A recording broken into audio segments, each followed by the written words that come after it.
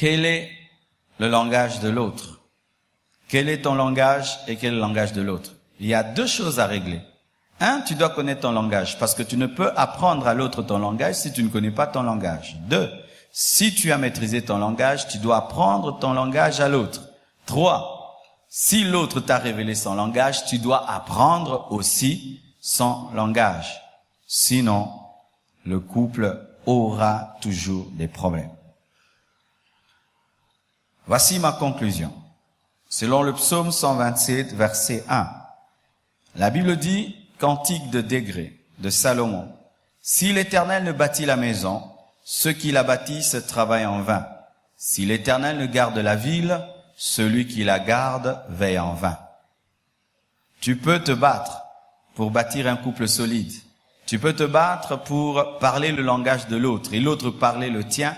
Mais si Jésus n'est pas au centre de votre couple, cela ne sert à rien. Amen. Christ doit être le fondement de votre maison.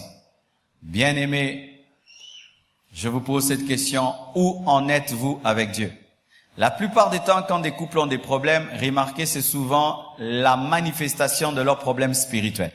Amen. Hein? Et des fois, quand les couples ont des problèmes, nous nous empressons à régler les problèmes apparents. Alors que souvent, ce sont des problèmes spirituels.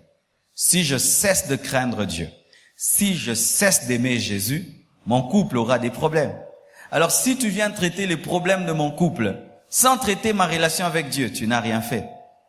Les maladies commencent dans les couples lorsque nous perdons notre spiritualité, lorsque Jésus n'est plus la base. Un homme qui priait, qui ne prie plus. Mais il va commencer à parler un autre langage que le langage de sa femme. Une femme qui se donnait à Dieu, mais qui se donne plus à Jésus, va parler un langage discordant. C'est pourquoi, cher couple, sachez ceci. En ce temps de la fin, surtout en ce temps de la fin, tu ne peux pas avoir un couple solide sans spiritualité. Impossible.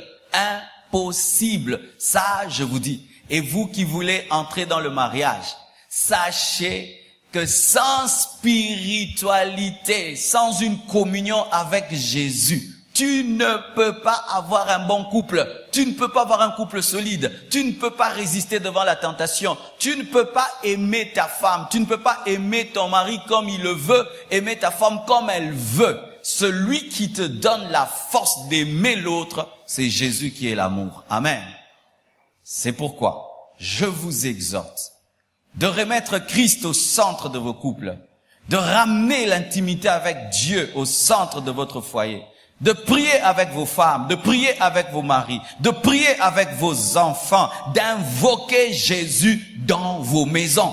Si vous le faites pas, vous allez vous battre à vous offrir des cadeaux, aller au restaurant, vous toucher, vous parler, ça ne marchera pas. Jésus est la racine. S'il n'y a pas de racine, la tempête va vous faire tomber.